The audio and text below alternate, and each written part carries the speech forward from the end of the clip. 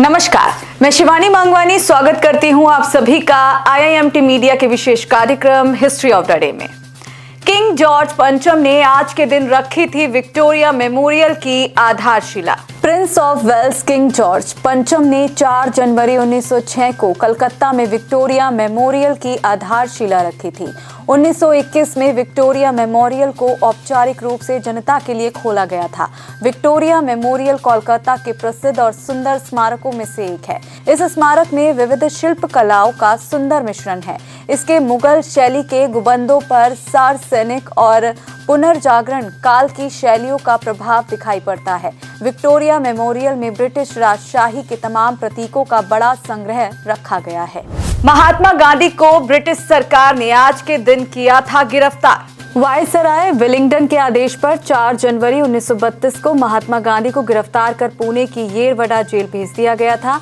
इससे पूर्व 31 दिसंबर को गांधी जी ने वायसराय से बातचीत के लिए समय मांगा था, लेकिन वायसराय ने मिलने से इनकार कर दिया था। इस पर अगले दिन ही गांधी जी के साथ ही सरदार पटेल, जवाहरलाल नेहरू और अन्य प्रमुख कांग्रेस नेताओं को गिरफ्तार कर लिया गया था।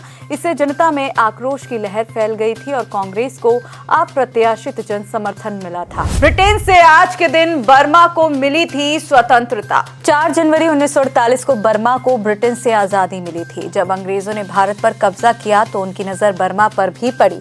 नवंबर 1885 में हुए तीसरे आंग्ल बर्मी युद्ध के बाद बर्मा ने पूरी तरह अपनी प्रभुसत्ता खो दी थी और इस पर अंग्रेजों का अधिकार हो गया था और बर्मा भारत के एक प्रदेश के रूप में ब्रिटिश राज के अंतर्गत आ गया था।